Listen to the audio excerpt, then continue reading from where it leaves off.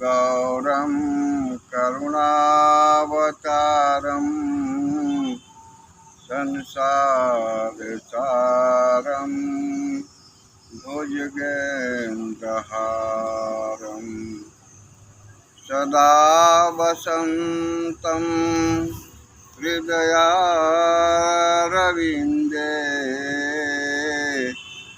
भवं भवामि सहितं नमामि।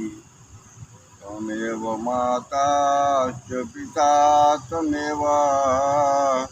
त्वमेव बन्धो च सखा